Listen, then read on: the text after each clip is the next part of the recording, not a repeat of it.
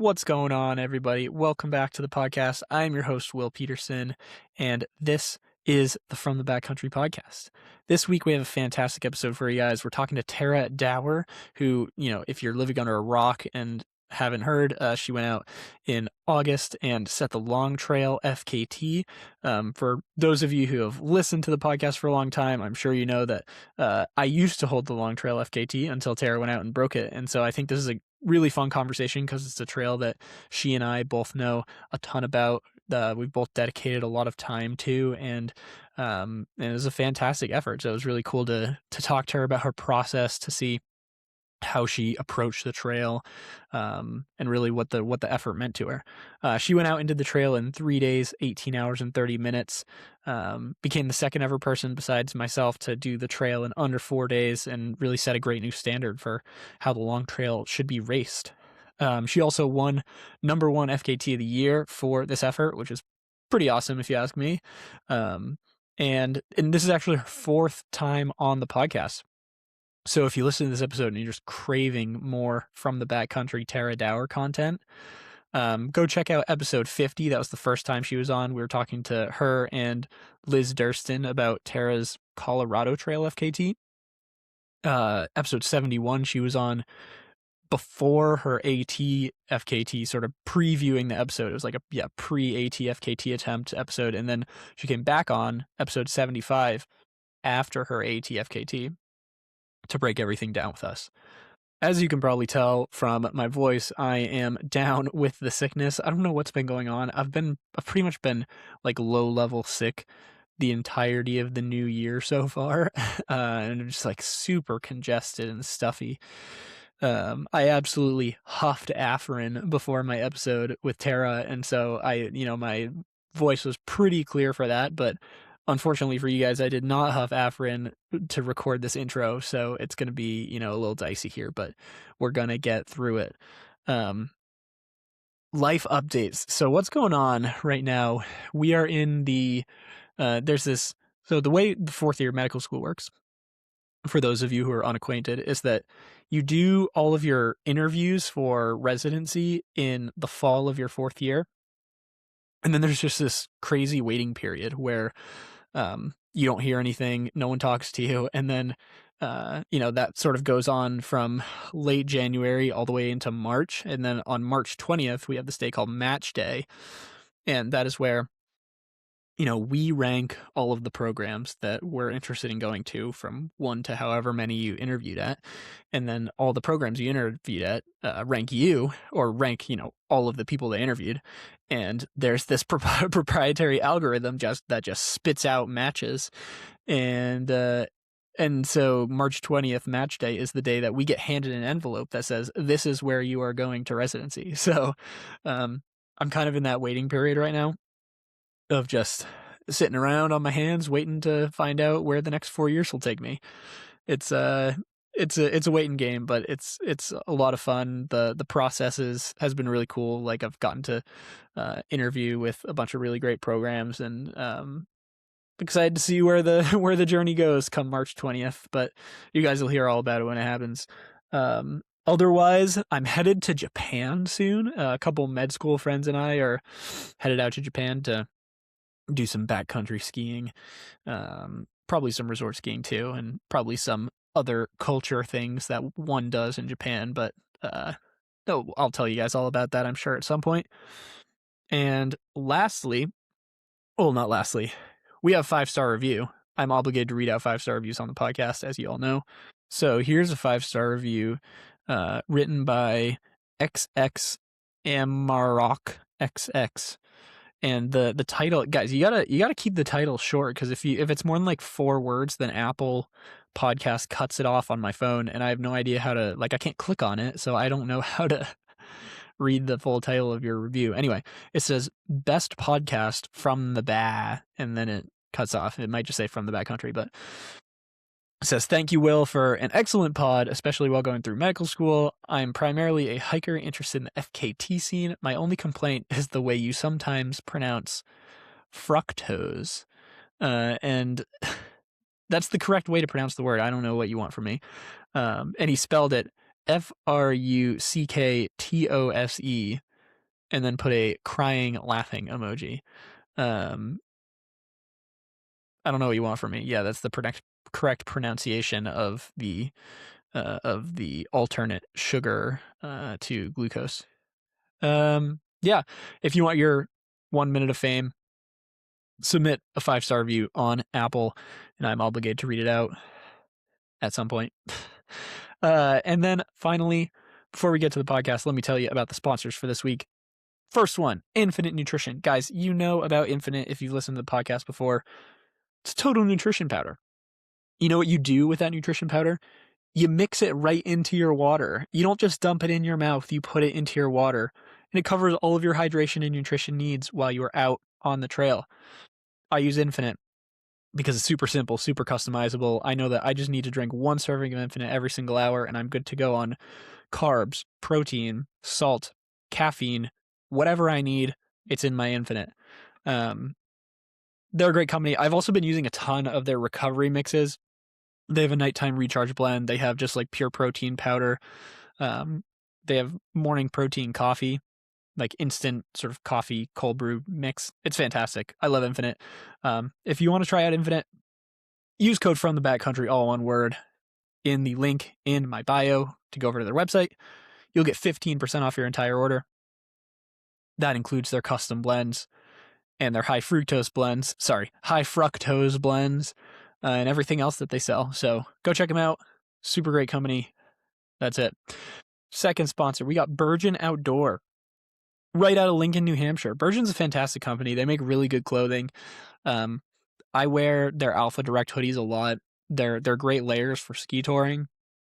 They're super light, but super warm, but also super ventilated. And so you can sort of play around with where you layer it to get a really good layer. I also am planning on using it a ton this summer when it comes to backpacking. I think it's a perfect layer for just wearing in your sleeping bag, and it adds a great extra layer for like no weight. So love Burgeon, and they make all their stuff right in the White Mountains in Lincoln and Gorham. So support local. They make fantastic stuff. Go check out Burgeon Outdoor. Their link is in the bio as well. And the last sponsor for this episode is John G, but you guys will hear about them later in the episode. So once again, Tara, thank you so much for coming on the podcast. Congratulations on the FKT and also FKT of the year. Wishing you the best for this coming year and all the great stuff you have coming up. And I hope you all enjoy the episode. And we'll talk to you later. All right, peace.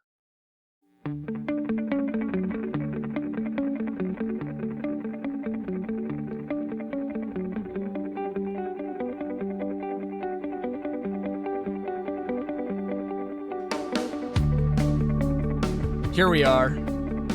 The pod is back. Tara, long awaited, far too late, but welcome back to the pod. Thanks for having me. I'm excited to be here. Was this the third? No. I think this fourth. is the fourth. Oh my gosh, yeah, because we did an AT, pre-AT, post-AT, and then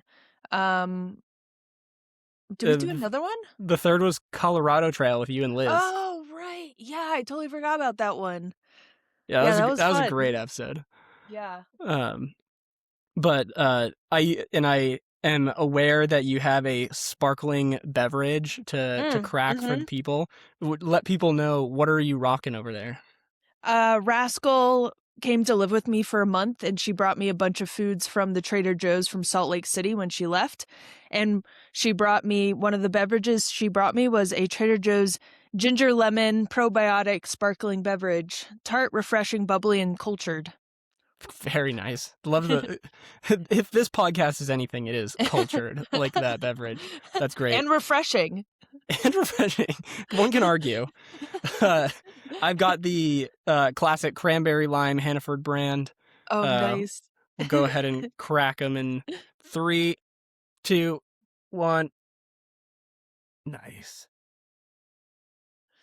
When did you start doing the beverages? I don't remember this being a thing. The last time I know.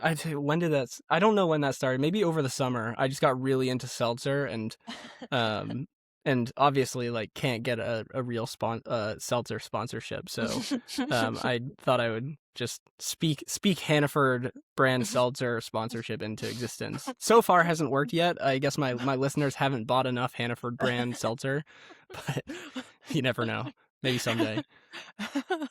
One day, I hope to hear from the backcountry code for getting a percentage off your Hannaford's branded seltzer. You listen, you can use the code at the Hannaford checkout. It's just 0% off. So, you know, it's an option. So okay, so we're here today to talk mostly about the long trail, but I just have like a lot of other questions too. I want to start with like this is long trail adjacent, but I'm curious like last last year post AT, you've jumped into the world of like much bigger like sponsorship and everything that entails and like the platform and all that stuff. What does your process look like now in terms of choosing efforts, choosing races? Like how much of that is dictated by what sponsors want versus what you want? And like, yeah, what does your process look like for deciding what to do? Yeah, that's a great question. I think at this point, like, I think I'm just thinking competitiveness. My sponsors are really great. One of the main sponsors is Ultra, and my athlete manager, Colby, is just like so stoked on pretty much anything his athletes does. He's very supportive. Like we have really fast people who do like shorter things, like sub ultra things, and then like people like me who want to go after like the FKTs, and he's just really supportive of all of it. So I wouldn't say it's a sponsor thing at all. I think right now I'm just focused on like what's competitive out there because I'm at this time in my career where I feel like I'm doing pretty well, and I have a great team around me, like Rascal and Amy, and my mom, and so many people. I mean, I can't even name all of them. It would take the entire time we have if I named everybody. And I'm really thankful for all of that support. And so with that, it's like, okay, like what can we do now that I have like these trail legs, I have sponsor support, and I have a great crew. Like let's try to just like do the big thing. So obviously after the AT, that was like huge passion of mine. We just were looking at like those more competitive routes like the long trail, and then like in the future we have a couple others on mind that are like way competitive, which is exciting. Yeah, that's super exciting. The reason I asked was because a few weeks ago I talked to Jeff Colt, and I was surprised. In talking to him, it sounded like there were a lot of things that he potentially wanted to do that Mhm. that didn't really align with what his sponsors wanted to do, and so he was sort of in a situation where he basically, I mean, he like publicly said like I'm gonna do what the sponsors want for a few more years and then go do what I want, and Mhm. it sounds like that you don't really have to make those, you haven't had to make those sacrifices, that it's been which is really cool that like you've I think one of the big challenges, like going, not challenges, but like opportunities going forward in the sport seems to be like making sponsors care about the things you want to do. And it seems like you've Mhm. accomplished that Mhm. very well. Yeah, I have been wearing ultras since I started backpacking, and I've always really loved the shoe, and I'm really thankful that they're also just really supportive of their athletes, because I know that's not always the case. Supportive of their athletes and just supportive shoes. Those sweet, sweet Ultra Oh, yeah. Olympuses. So good. Have you Yeah. tried the 275s? I have. They're actually, I think, it's a tough call. Like I really liked the like Olympus 3s, like before the, or like the model before, like when they did the Olympus 4, they really like leaned into it being a little bit lighter, I feel like, and more of Mhm, like a actual running shoe rather than a hiking shoe. I really liked mhm. the model right before that, but I think the 275 is my favorite version of the Olympus since then. It's a really good shoe. Yeah, it is. I use that for most of the long trail and use that for part of Mammoth before I DNF'd, and yeah, it's a really nice, supportive cushion shoe, and it's lightweight. And I feel like I'm a commercial right now. Yeah, I know, but like, and I also like that it's got the like one problem I always had with the Olympus was, or not problem, but the I always had to use a gaiter because I kick up so Mhm, much dirt into my shoes, and I mhm, didn't have to, I don't have to use gaiters with the 275, which is really nice because it mhm, has the little collar. mhm. Um, Yeah, yeah. That's an added anyway, benefit for sure. plug Ultra. Use code from the backcountry for 0% off your Ultra order. um, okay, and so next question, like you're one of a select few people who's had a lot of success in sort of the high level traditional race scene and in the FKT scene. And I'm wondering if you like, do you see those two structures as like two separate disciplines, or like how, like what percent overlap is there between 100-mile races and like 100, 200, 2,000-mile FKTs? Dude, I don't know. I'm still trying to figure that out, but, like, it's working really well right now, so that's a good sign. I mean, Right. my racing kind of just took off, and I wonder if there was, like, a confidence level to that as well, finishing the AT, um, and, like, the monetary support I got from Ultra also helped a bunch, but my racing took off, like, I started getting way faster, this past year, 2025, when after the AT. And so maybe that's like the trick to it. I don't know. Um, but when I do think about it, to answer your question more specifically, like when I do think about it, I do think about them as two separate things. Um, Excuse me, and they don't always line up with each other well. Mm. I realize now after my experiences last year, I know I need to take off more time when I do like a long trail, something that's like two over 200 miles. Like I definitely need to take more time for myself and recover fully. Um, but like what was it? It was so I did long trail, and then a month and a half later, or like, what was it, 2 months later, I did javelina, and I felt great, maybe a Hmm. month and a half later. Um, so there's gotta be something there. I don't know what it is, and I'm not a scientist, but I I I feel great. I don't think I remember people saying before I did the AT, they were like, "Tara, you're risking your entire career. You're like, you're not gonna be the same person, the athlete." And I'm like, "Okay, whatever." Like, I still wanna do the AT, but then it didn't end up that way. And if we keep telling ourselves things like that, then of course you're never going to push those limits. So I hope people know that, like, don't let people tell you like that it's a career ender. I kind of went on a tangent there, but I'm kind of Yeah, passionate about that. It's that's not a career ender. what that's interesting because like that's, where does that even come from? I mean, I feel like in the past, a lot of the folks who had done the AT were sort of a bit later on in their career, but like Mhm. the only sort of young in their prime person I can think of before you was Joe McConaughey, Mhm. and I mean he's had a pretty good career since 2017 when he set the record. So that's just a strange narrative. I don't know why. Like, do people think you're just burning so many matches that you can't possibly recover? I don't know. I don't know what it could be. It could be just people putting their own experience on you, or on the individual that they're talking to, but it's not really fair. Yeah, I don't know why.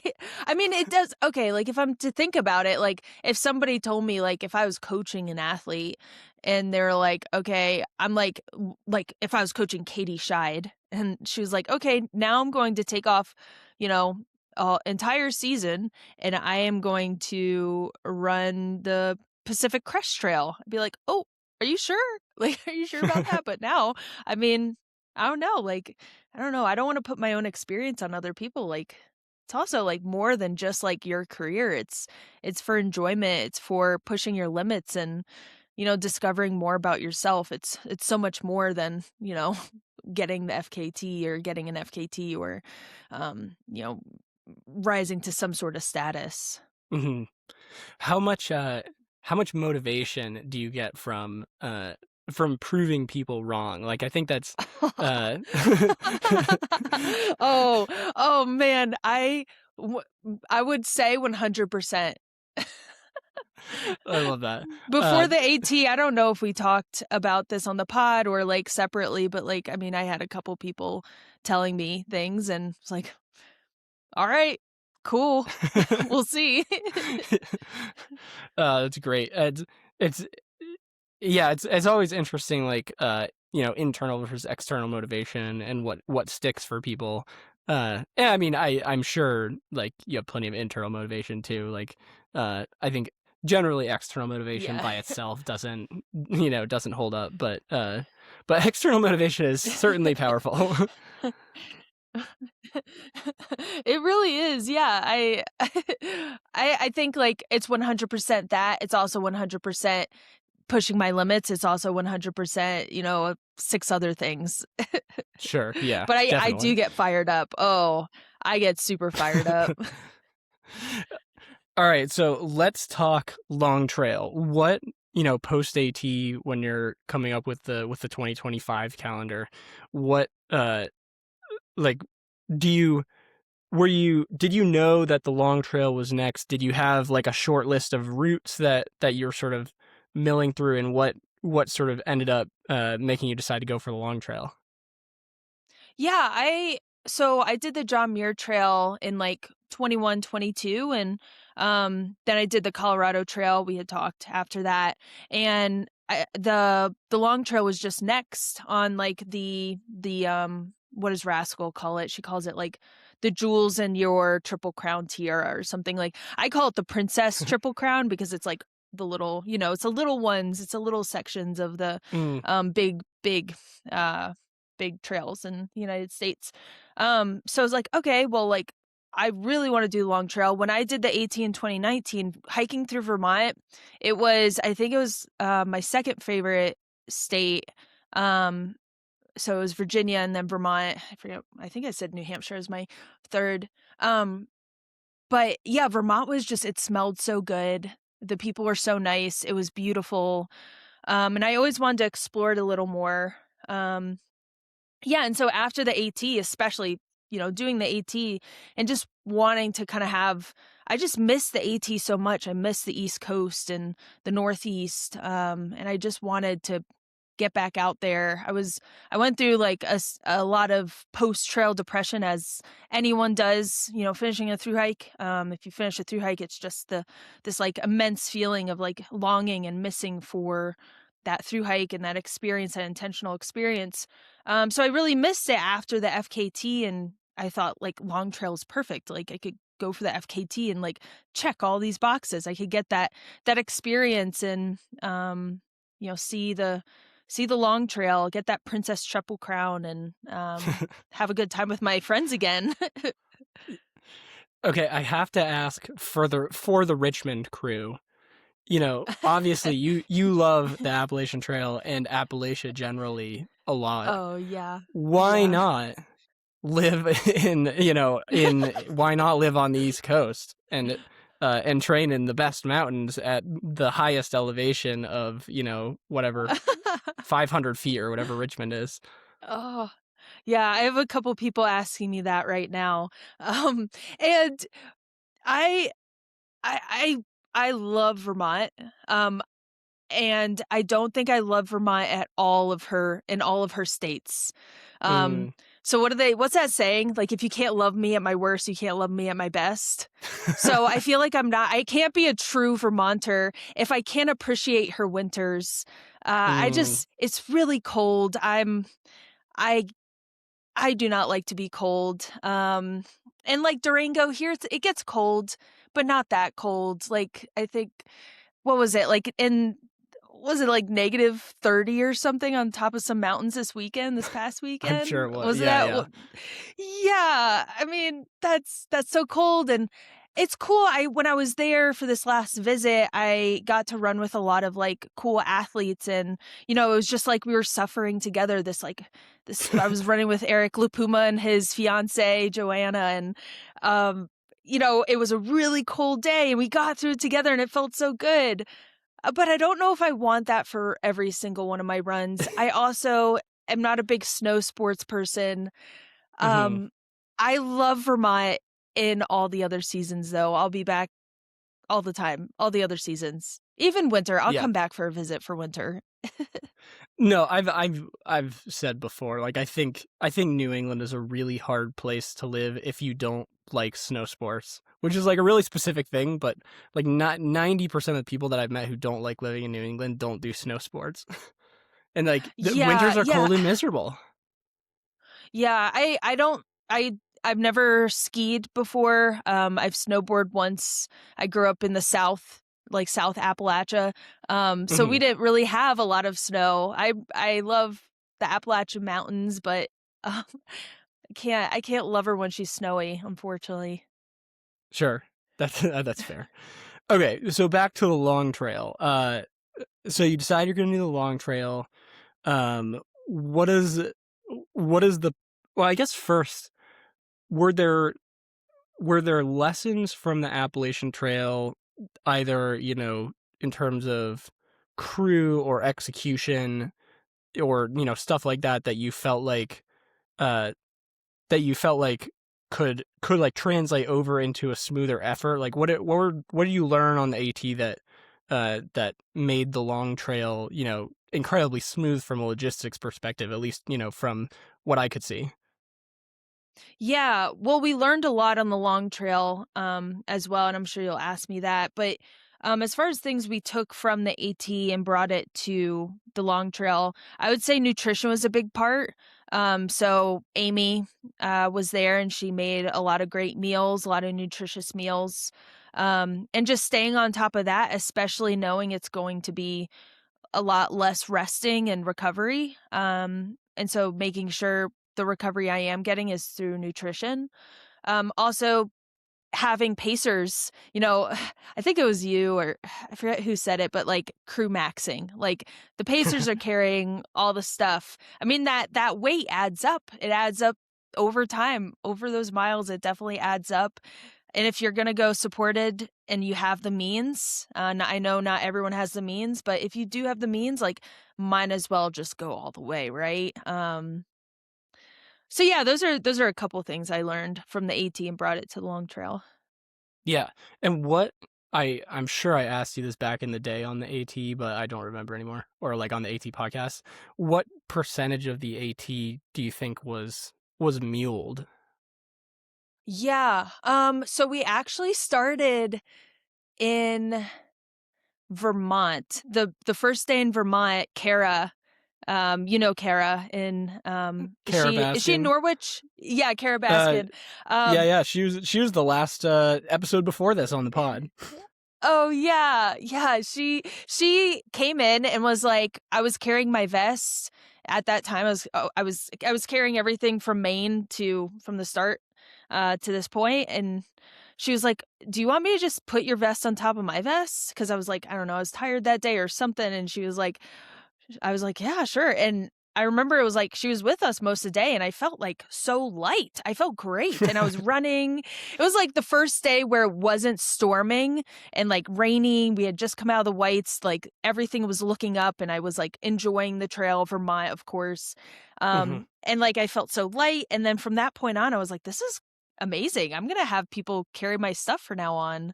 And from that point on, the first day in Vermont, so to answer your question, what is that? What would that be like 80%? Is that 80% for the rest of the trail? Yeah, about. Interesting. Okay, that's cool. So, Mhm. that's that. Yeah, the crew maxing, I believe, is a Jack Kenzel creation, or Mhm. he probably took it from someone else. But yes, that's a definitely it definitely makes life so much easier on supported stuff. Yeah. So and so obviously, like, not to bury the lead, you're going after my record. Like when you start planning like strategy and pacing, and you look at my time, where did you think where did you think things could be improved, and like what was your strategy to take time off? Yeah, I remember I read I think you wrote something for the Trek, I believe, Mhm, about the entire effort, and I just read through it and, like, took notes, and, I remember there were certain points where you're talking about, like, sitting at the crew areas. I think one of your sleeps, you weren't able to actually fall asleep, mhm. um, and yeah, so, like, I knew those points, and I also knew how much you had slept, so I thought, "Okay, if I could sleep less," and, you went super consistent throughout. If I could, like, maybe get ahead in the beginning, sleep less, I know I'm gonna have, like, a lead there, and then, just certain points, just taking, like, shorter breaks if I can, taking as short breaks as I can. And it didn't end up being that way. I ended up like sitting there for a while because, oh, it's just when you get in that chair and somebody starts rubbing your feet and you're just like, just 5 more minutes, please. So I would say like that's where I saw I could improve is like sleeping less and, moving a little faster in the beginning of the trail. Yeah, definitely. Uh, I haven't compared your splits to John's yet because you both went out much faster than I did. Um, Hmm. I mean, I think you went out significantly faster than he did either, or as well. But it's an interesting. It was really interesting to watch, just like a like completely different strategies and are like I remember watching um I think by like mile 70 or 80 you'd put like 12 hours on me and I was like, okay, this is insane. She's either gonna like break 3 days or like there's gonna be some regression to the mean and then it's like, can she hold on? And like you did, it was really cool, especially like the last, like, last 100 miles. It seems like there was a lot of like really tough grinding it out, and that was very very very cool to watch. Yeah, there was some moments in there that were just wild. With that little sleep, like I've never experienced that amount of hallucinations, that amount of like what is going on, just confusion but I had great crew, great pacers. What kind of hallucinations did you Oh, experience? so many. So the first one was is it called Brown Gap? Um Brown Gap. Maybe it's not Brown Uh, Gap, I'm thinking of the AT probably. But, it's right before the AT, it's a section before the AT-LT meetup. It's that really long is section, that that road crossing before that. uh Telephone Gap maybe? Hold on. Maybe. I but anyways, right after that, I got with Kara Baskins, I Yep. got with Mark, and I got with Maya, and we started going through that section. The first thing I saw in the woods was a man standing in the woods staring at us in a red shirt. I saw some reindeer. The most notable 2 were the 15-foot tall baby clown, and Oh god. the that was coming off Glastonbury, and then the melting person that I saw was Scott, and I was just like, "There's a melting person." He's like, "That's a tree stump." Jeez. That were they concerning to you? Like, did you think they were My gonna attack you, or did you think that the melting person needed CPR, or did you like understand that you were hallucinating?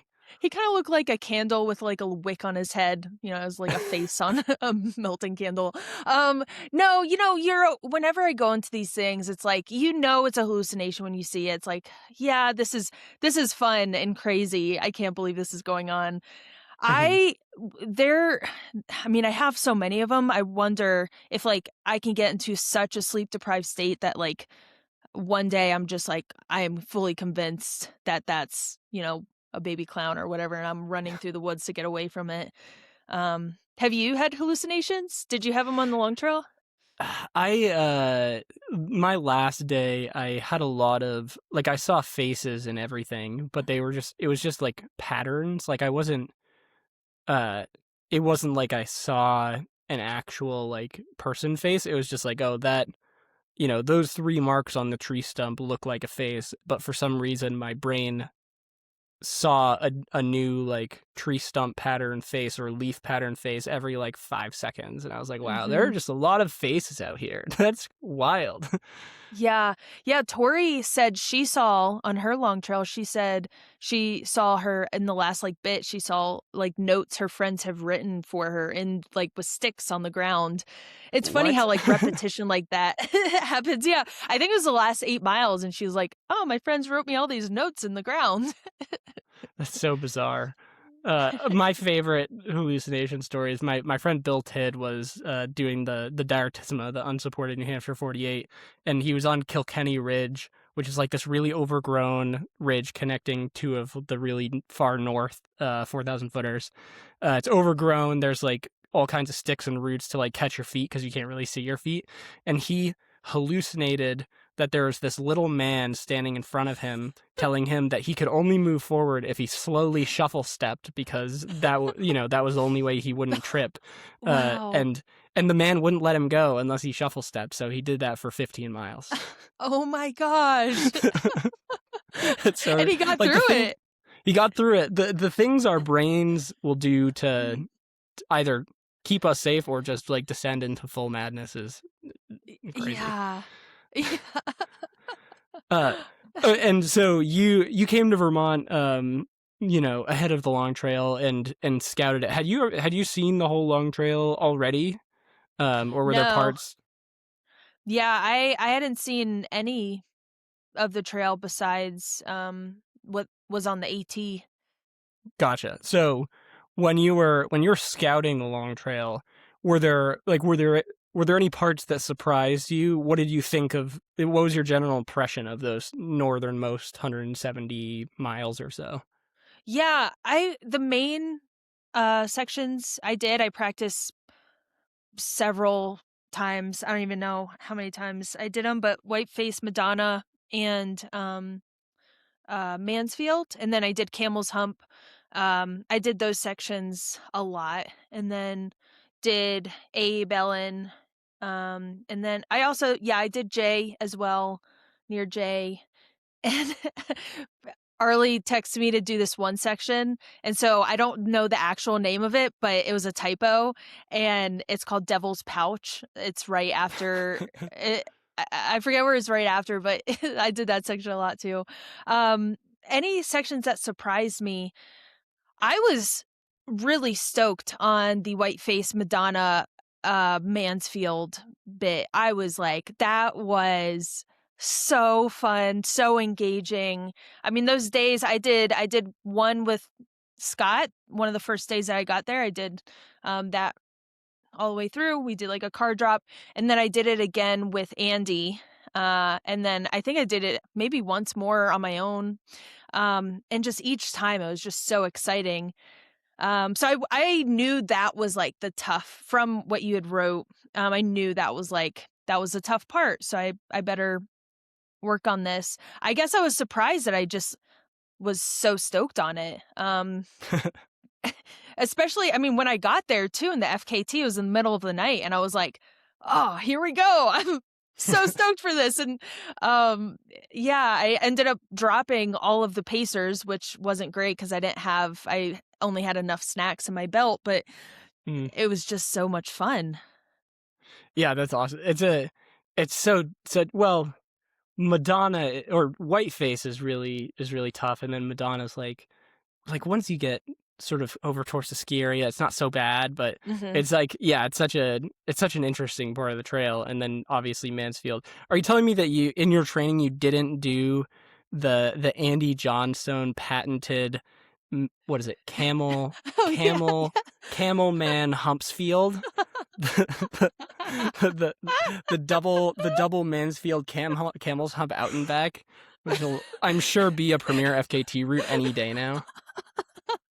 Andy cracks me up. We trade so much for this, and he pays me for so much. We had so much fun. He cracks me up. Um, uh,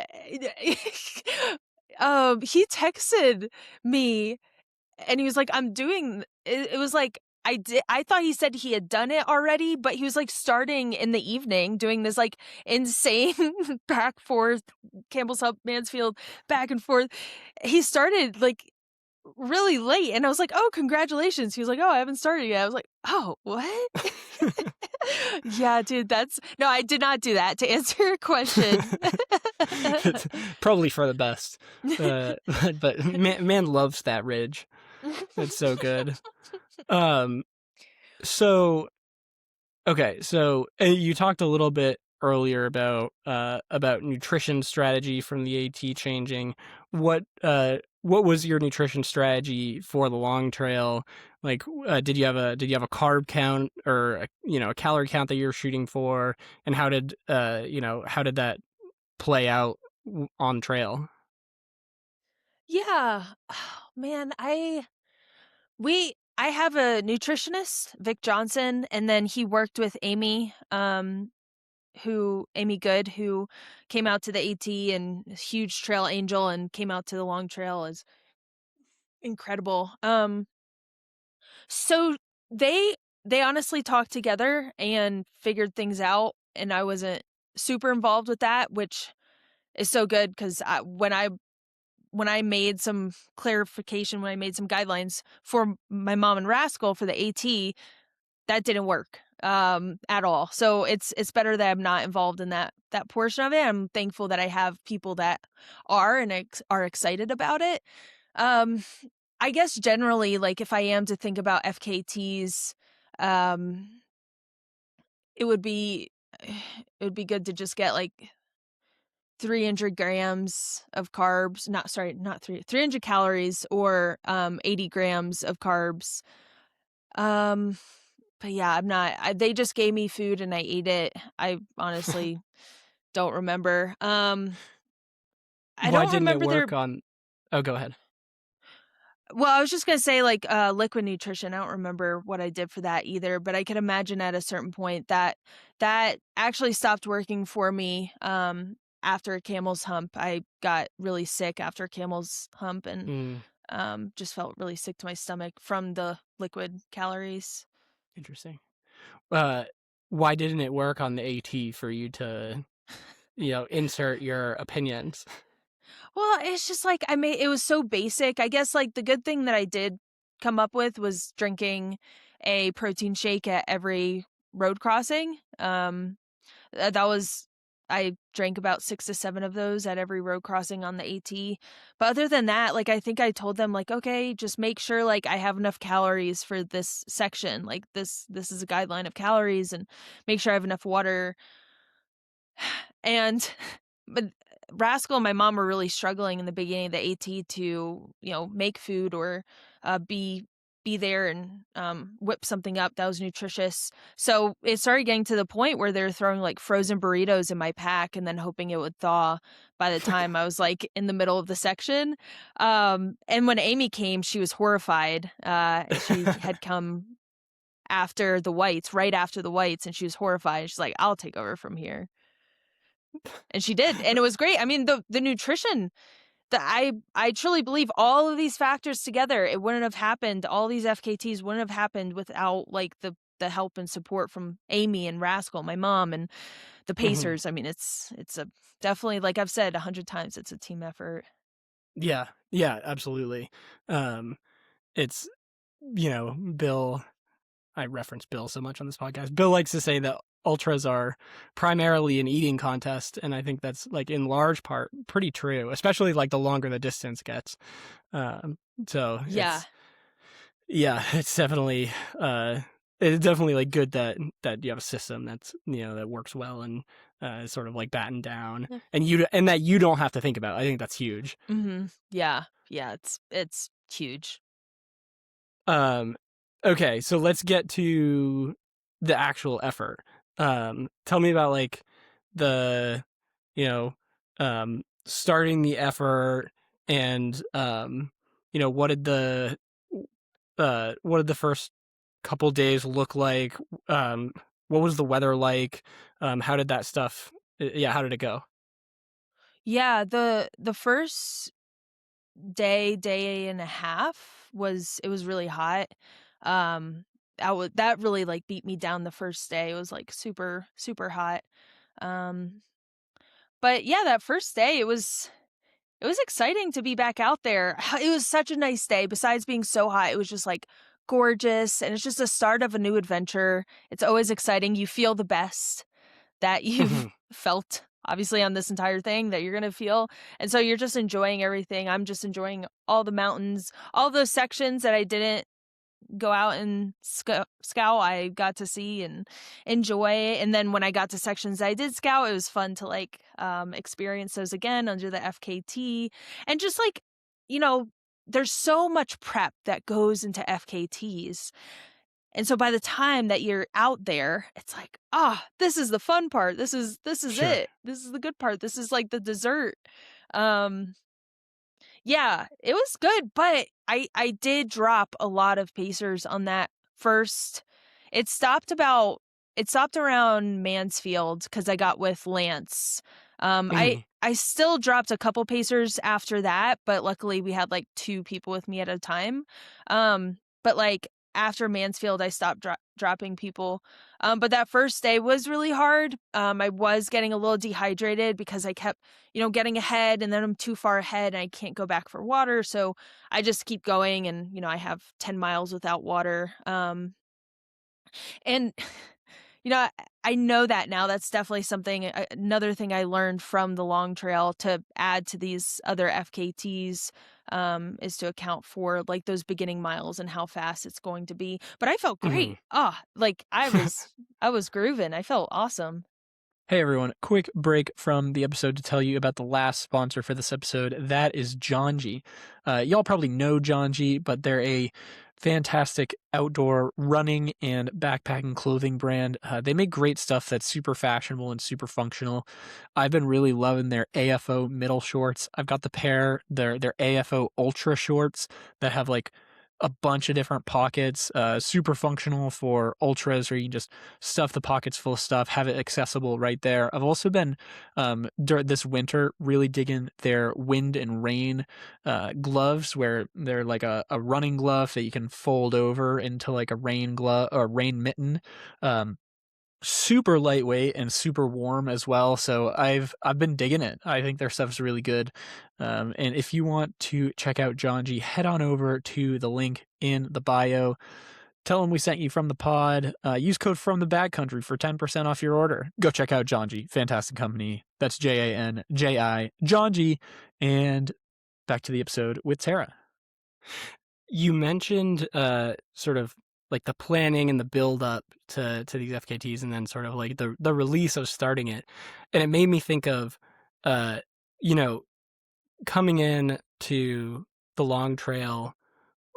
Like I think I'm not speaking out of line when I say that Western States didn't go the way you wanted it to, and Mhm. then like Hard Rock, you were on the start line ready to go, and then you miss it by one slot. Like, was there a component of just like pent up competitive spirit that just was just like ready to be unleashed on the long trail? Yeah, it was aggressive. I was very aggressive. Yeah, I mean, I had trained so hard. Everything was leading into Western States from February of 2025, leading into Western States, everything, nutrition, training, sauna days, just these runs going into it. So like Lake Sonoma was like a tester run for like nutrition. Um Everything's going into Western states, and then it just doesn't happen the way not even like a couple miles. Like I was just sick the entire time from Mm. the beginning and just wasn't how I had envisioned it. So that was really, really disappointing. And then, like you said, Hard Rock, that was disappointing, not being so close to starting such an iconic race and not being able to. Um, so by the time I got to the long trail, I was really fit because I hadn't run. I hadn't raced in quite a while, and I was just ready to go. Oh, I was so ready to go. and, and okay, so sorry, that was a tangent, but the first days it's hot, it's dry, it's you know and on top of being hot and dry, you're dropping pacers, like don't necessarily have water for hot and dry days. Gets a little better when you pick up Lance the athlete on in the Mansfield area. Uh what What And Gordon, I think Gordon ran with you too. It was Gordon oh, with us Yeah, too. love that. Gordon, he got stung by a bee. He's No, okay. He Gordon. was okay. We just hear this yelp behind us. It's just so loud. This yelp. I'm like, oh my gosh, did you just like rupture your tendon? He's like, oh, I got stung by a bee. I was like, oh no. That's funny. Sucks. And so the first like my understanding, or at least like looking at your tracker, it looked like the first night you basically didn't stop at all, right? To sleep. You just No. like ran straight through the first night. Yeah, rip it. Rip it. Rip it. Like where did I guess how did you build out the sleep strategy? Like it's a well, I guess backup question, like, is this a distance you had raced before? Because I didn't know of any that you'd done in like the 200 to 300 mile range. Like I know you did like the Colorado Trail and the um mountain to coast trail and Mountain to Sea and mountain to sea. Bet Mackay as well. Oh, right. Ben Mackay's this distance. Okay. Yeah. So, like, I guess how did you build out the sleep schedule? Like, it's an interesting line to ride of like Yeah. total like saving a bunch of time by not sleeping, but like riding the line of just total oblivion if you crash out, you know? Yeah, it was obviously I looked at a lot of the past times and like looked at yours and John Kelly and even Liz helped a little bit cuz she had done the long trail and going through section that I hadn't done and just, thinking realistically, how long is this going to take me? I went back and put like predicted times or times I wanted to be at specific points. And then just like off personal experience, I thought, okay, if I get through this spot, I know the first night I'm fine. Like I have so much adrenaline and I'm like not tired at all. Like I've run 100-mile races and it's gone through the night and I've never felt tired. And I know like I could take a caffeine pill too if, it gets to that point. And I would be fine the Sure. first night. So I didn't want to sleep the first night either way. And then I thought after Camel's Hump, after all of that section I had just done with no sleep, I thought at that point I definitely want to lay down. And I tried to, and it didn't work out. Similar to your first experience, it's just it's in the middle of the day. It was a little warm. I had just finished a big section and I was just not falling asleep. And then that second night, I don't remember what I had predicted for that. I think I again just thought like, okay, where would I realistically be at this point in a day? And thought like, okay, I probably wouldn't be able to fall asleep in the daytime, so I would just wait till like, a good window later in the night to Mhm. put a sleep section. But honestly, it was just like all unknown. It was a lot of experimentation on the long trail. Just very, very little sleep. If you were, to do another 200 to 300 mile race or FKT, is there anything about the sleep strategy that you would change, or do you think it basically went as well as it could have? I think I think I would still plan for it, but I wouldn't hold too fast to it. Sure. Um, like if I have a sleep on there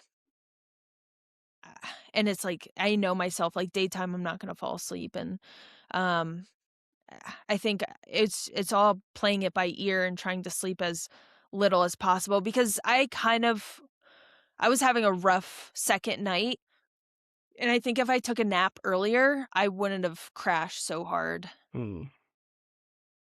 Yeah, that makes sense.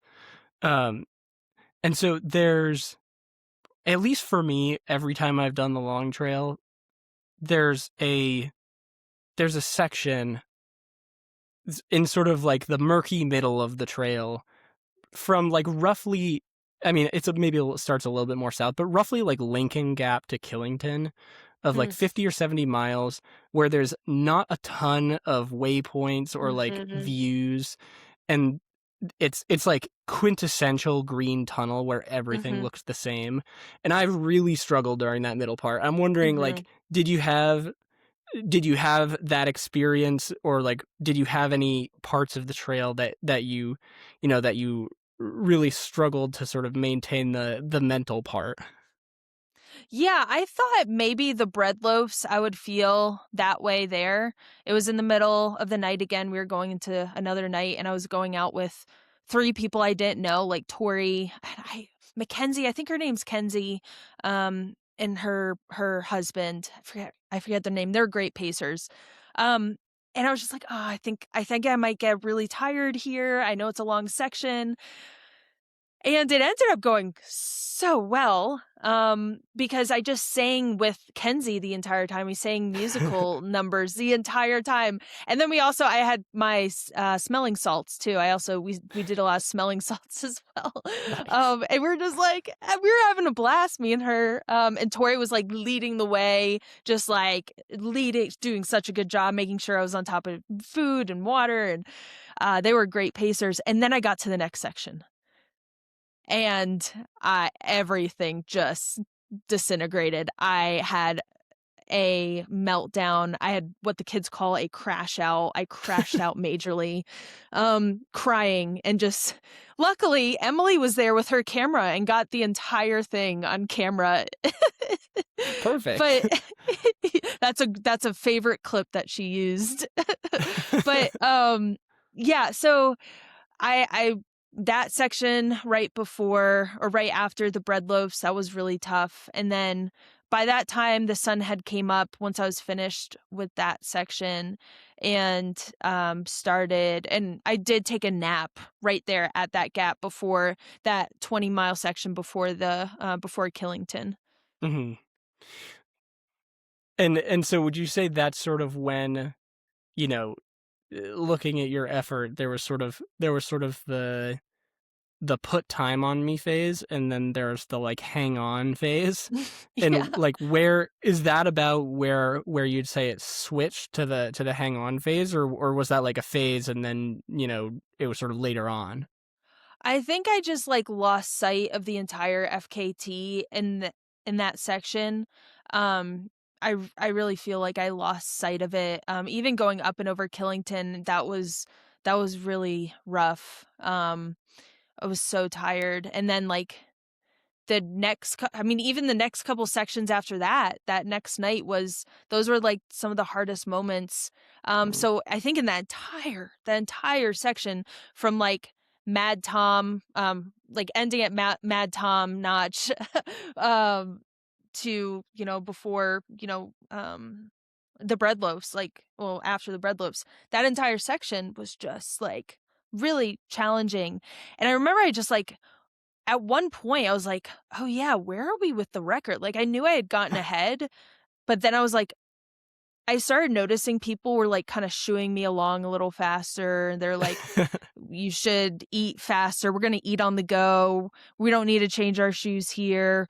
Let's sleep less." Like people were shooing me along. Like Scott wasn't letting me nap as much, which pissed me the hell Mhm. off. All I wanted was a dirt nap, and he was like, "No." I was like, "Come on, man." But yeah, I started noticing that. I started doing the math, and I was like, "Oh no, like I gotta get going." And that in oh man, I'm totally losing, like, not the last 14-mile section, Glastonbury. Glastonbury is where like I half freaked out and half turned it on. Um Mhm. yeah, so I think, to answer your question, I think I lost sight of the FKT in those middle parts, and it was really rough. Did I see that Mad Tom himself came out to bless the effort as you Dude, went through the notch? do you know who this is? Who is No, I have he? no idea who this man is. Nobody knows where he came from. Nobody knows. He embodied, like, he knew who Mad Tom was and embodied Mad Tom, and drove a Tacoma there and drove it away. He gave me honey. I used honey in one of the jars of honey that Mad Tom gave me tonight in a recipe. I mean, but okay, listen, this is a tangent, but Will, okay, there's a photo that someone took of Mad Tom standing there watching me and Scott and Rascal like do our little thing before I went off in a section. And He's see-through in the photo. What? He's see-through. I have to see this. Oh, yeah, dude, it's wild. Let me show you. It's he, That's crazy. nobody knows where he came from. Is he a ghost? No one knows. Is his What Tacoma do a you ghost? Where did Mad Tom get a Tacoma? That's a great question. Like, why? Yeah, what? This is So you so have no strange. idea who he is?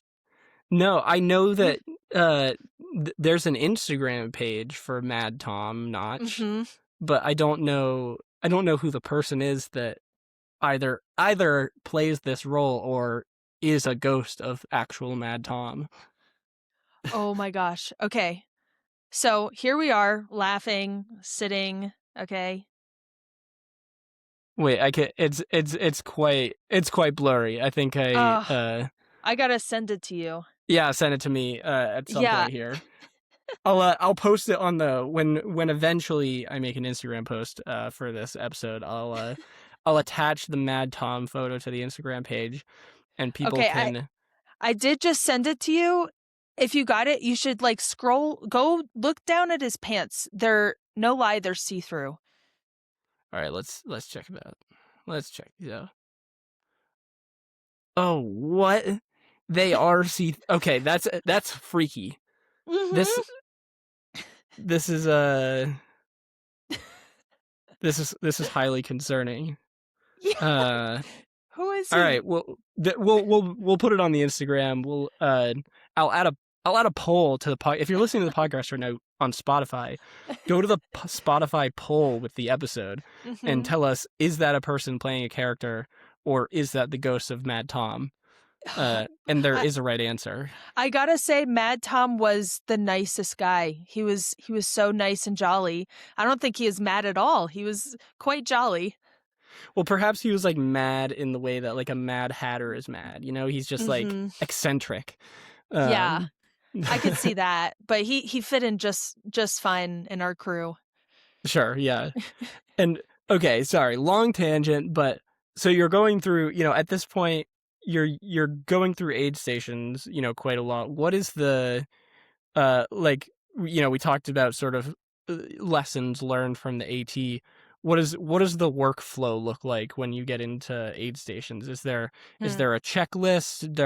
Are there like what are people doing to get you out the door? Yeah, so usually there's someone feeding me. So Amy's usually the one that's feeding me.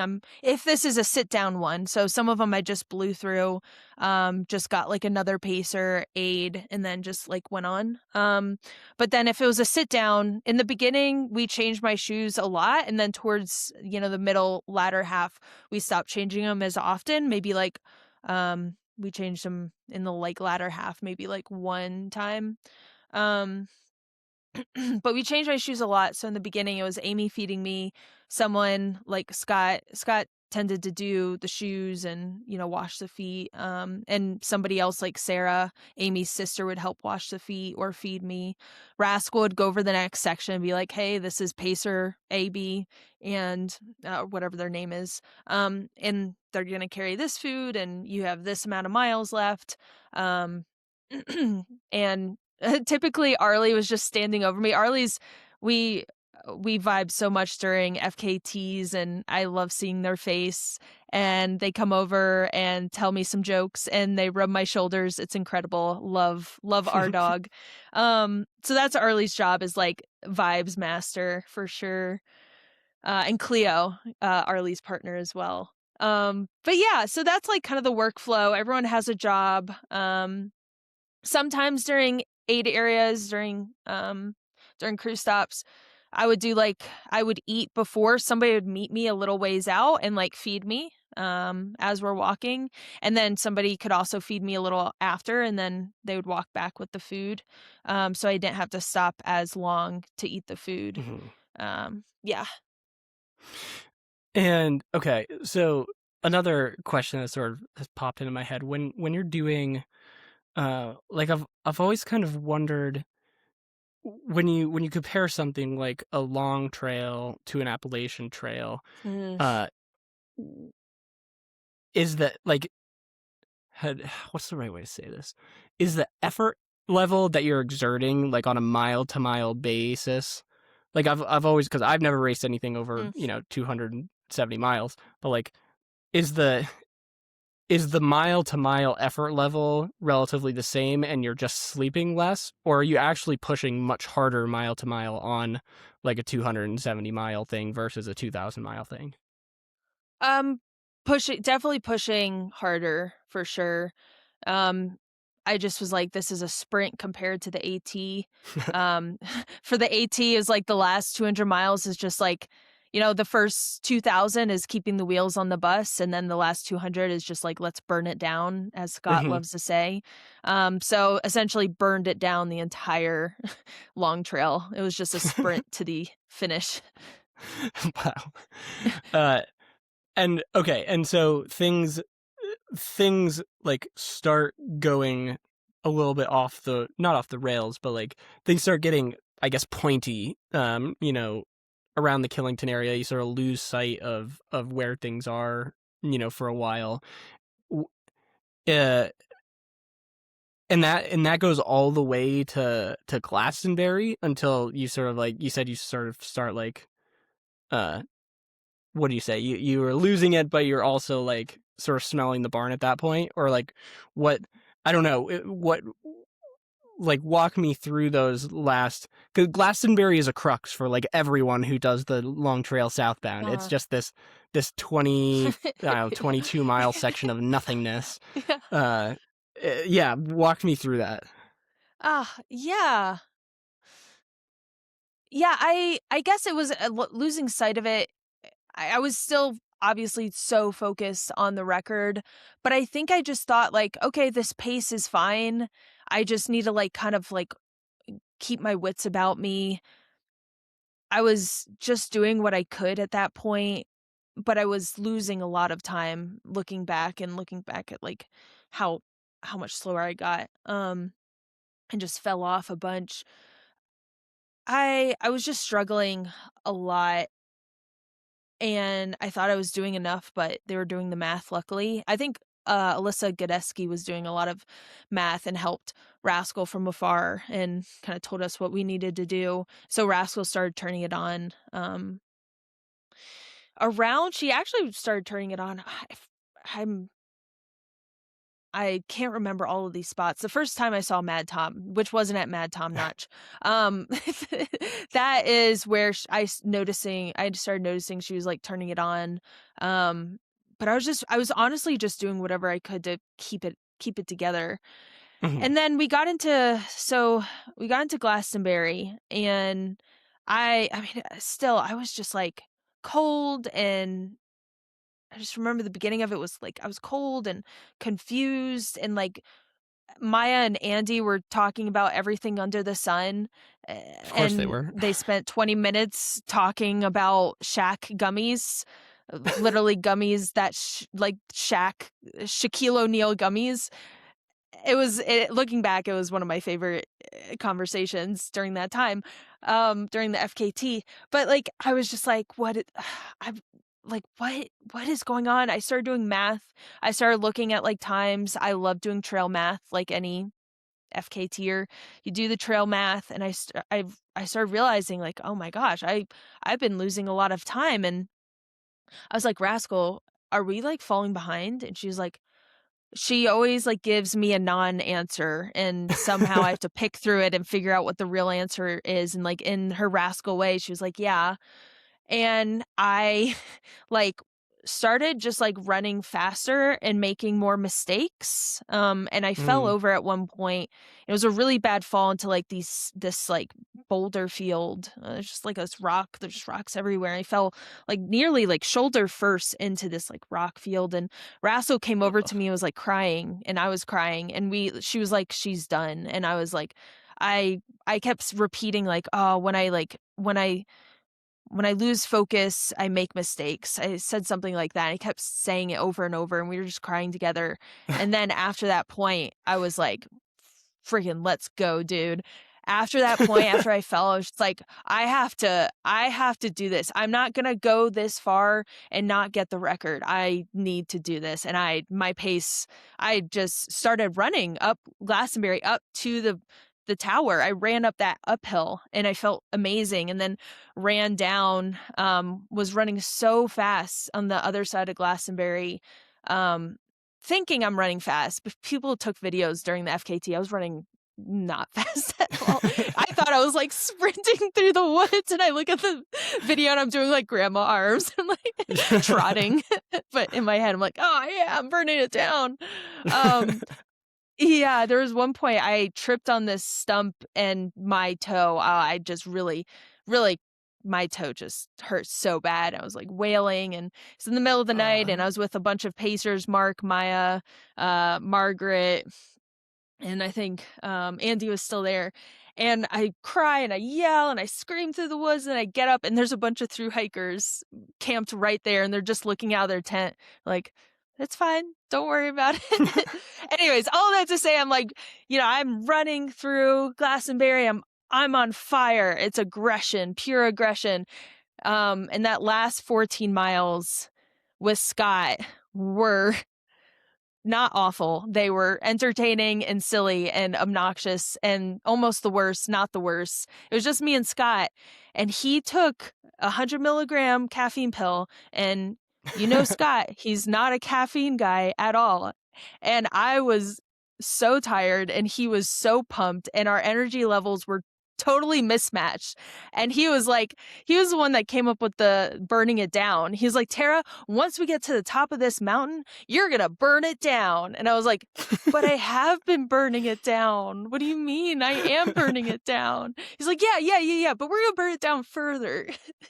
And at one point I picked up a stick and I was like, the stick is coming with me to the end. And he came up beside me. He took the stick out of my hand. He's like, you need to put that down. And then I saw the melting person. And then the last 5 or 3 or 5 miles, I really started running because I was like, I'm right there. Just come on, let's get this thing over with. Yeah. Yeah. So that's the story of the whole end. Yeah, well, and then tell me about the finish. I know, how many people were there? Like, what was that sort of experience? Getting the record, getting a really good result, sort of, you know, first big FKT since the Appalachian Trail. Like, Mm-hmm. how was that? How was that ending? And also, obviously doing the 4-mile death march out of the southern terminus, which is always a great time. Yeah. Oh my gosh. Yeah, it was I saw all their lights. I heard all of them yelling. I was with Maya, Rascal, and Scott at that point. They had come out, Maya and Rascal, and we ran in together.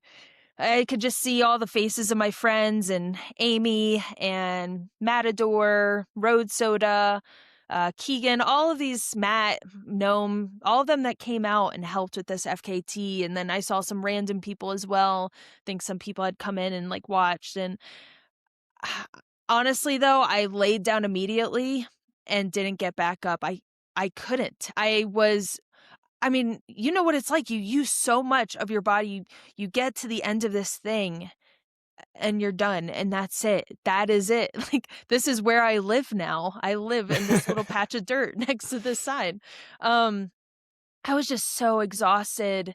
And I remember at the end of these FKTs, this happened a little bit on the AT, but we talk a little bit after, and I am just so exhausted, and it got really cold. And Mm.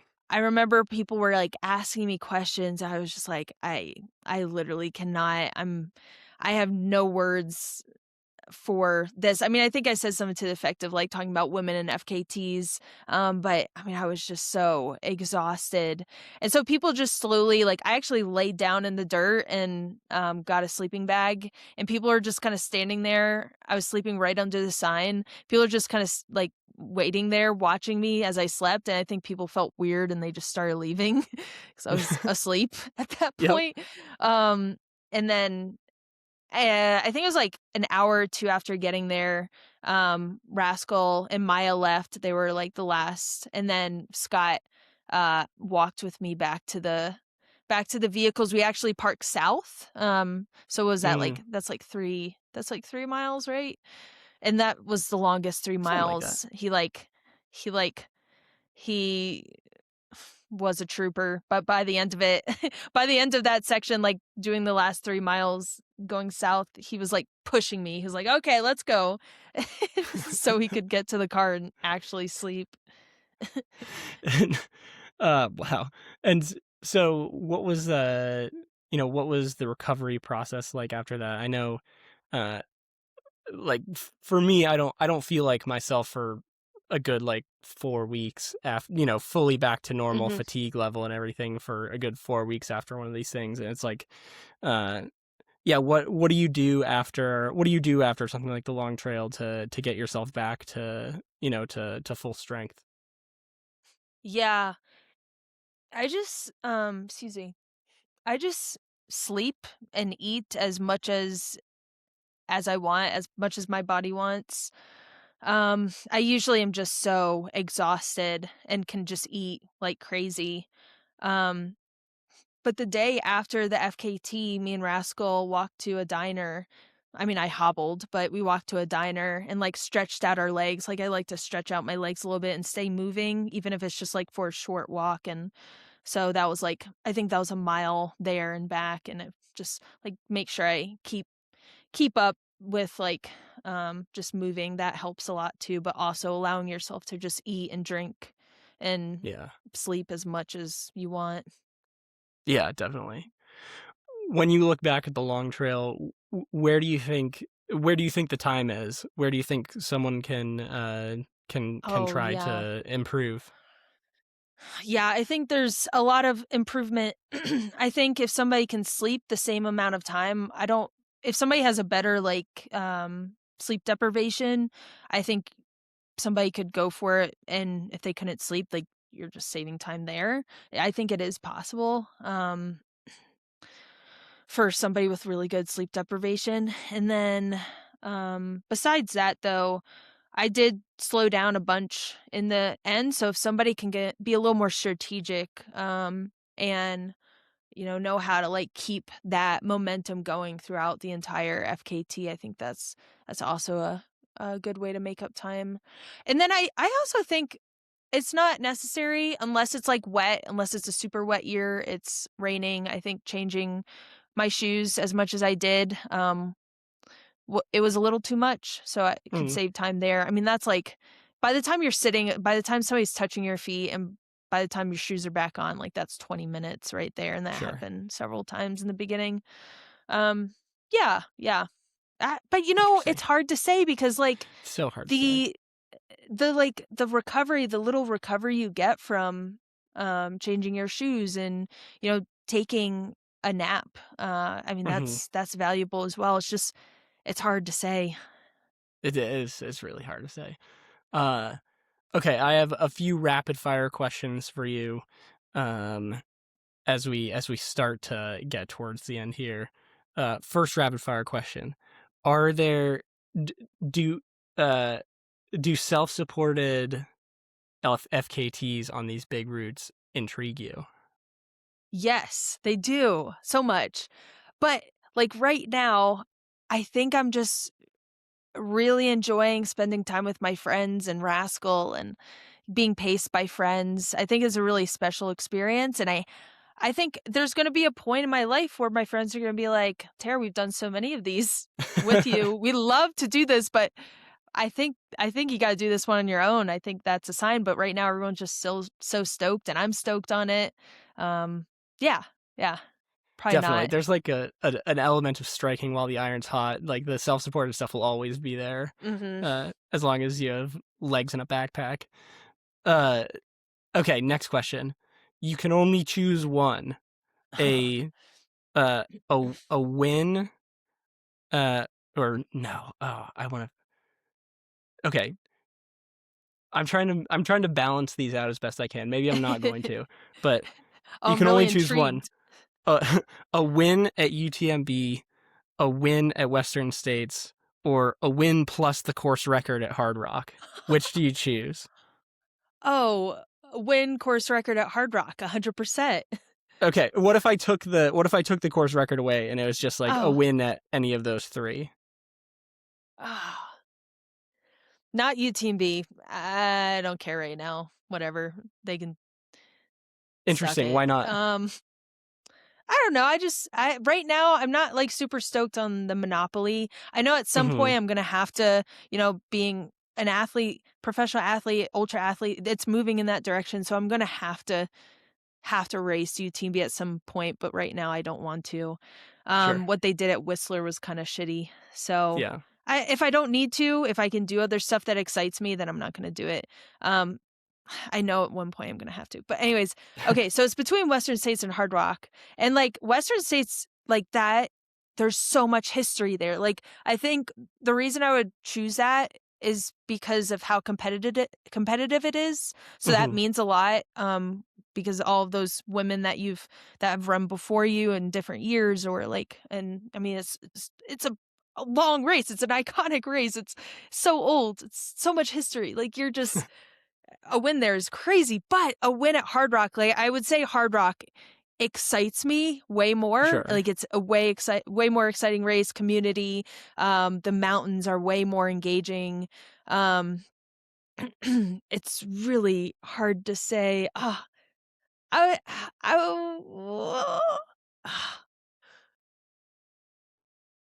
I think like I'm gonna go with the first thought. It's Western States, just like Yeah. competing on that level. I mean, competing at that level and winning would be wild.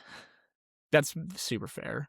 Uh, I get that vibe. Like Hard Rock is it feels like an adventure and like a tight close adventure of a race. But it's definitely very hard to argue with the competition, the history of Western States. Oh yeah, Uh, for sure. That was a good question.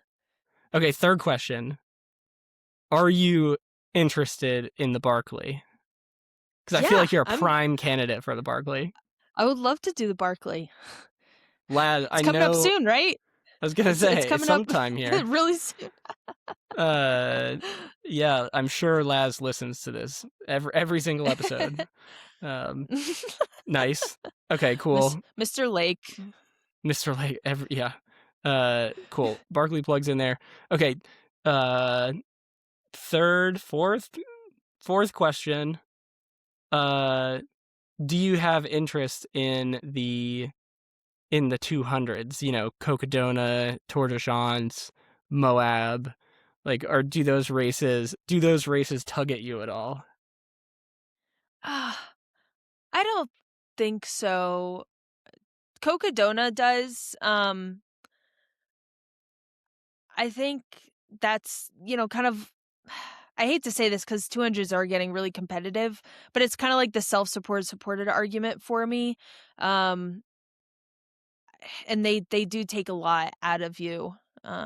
Sure. So yeah, probably not right now. They're It's always like going to be there, like you had mentioned.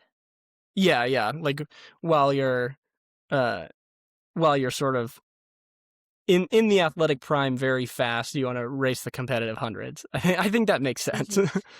uh Yeah, I enjoy the 100-mile distance too. I think that's that and the 100K. I can't decide between which one I like the most. are there any 100-mile FKTs that intrigue you? I think of like I think the Wonderland Trail is like the only premier 100-mile FKT. Yeah, what do Yeah, you think of definitely. stuff like that? Yeah, I just visited my friends in Seattle and they're like, "Hey, come back here, use us as a home base and go like go do your thing on the Wonderland Trail." Yeah, so that for sure. Oh, Nolan's is 100-mile Oh, too. yeah, yeah, that for sure interests me as well. There are so many. I mean, the Whites 100 would Hell be yeah. pretty cool. um Yeah, I think those are the big ones. Obviously, those are like the biggest ones you can get. Mhm. That's sweet. I love the 100 or the Whites 100 being in the same conversation as Nolan's and the Wonderland Trail. the route's just taken off here. Well, yeah, I guess it's just like I have so many friends in the Northeast, and it's you guys talk about it so much. Like I We gotta do. experience it for myself. We talk about it way too much. Nice. Okay, cool. That was great rapid fire question time. Is there anything about the Long Trail that we've missed that you want to make sure the people hear, or where can they find the video from the Long Trail as well? Yeah, plug all that stuff. Yeah, so Emily had made a documentary about my year, and there was long trail footage in there.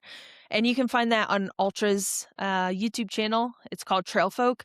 But then she also made me a separate, like, vlog style video that is on my channel, Terra Treks, and it's called, I think it's just called, like, Long Trail FKT. And so she put together a really cool video about the entire long trail, which honestly, looking back, I was like, gosh, I was a nightmare. I didn't realize I was such a drag. My gosh. I mean, you can't really process a lot at that point. You gotta say you were under a lot of stress.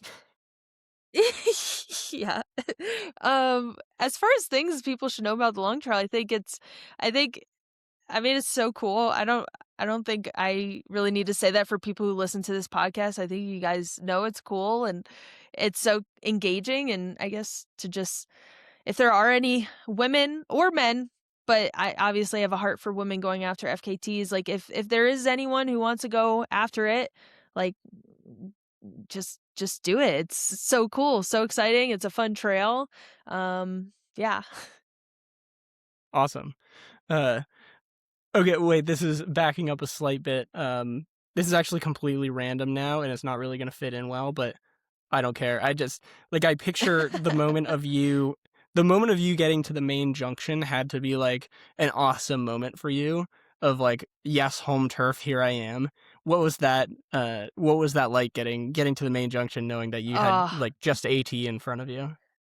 I was so stoked. Yeah, it was great. It just felt like a warming. It was like, I'm like, it did feel like familiar and like I was home, and I could picture all of the sections going south. Like I could picture everything that was coming next, and I knew certain experiences when I was doing the FKT and on the through hike, and it was just fun to kind of reverse again. It was fun. Nice. Okay, cool. The last thing, I don't think anyone listening to this podcast needs this, but I'm still going to do it anyway for the sake of I always do it.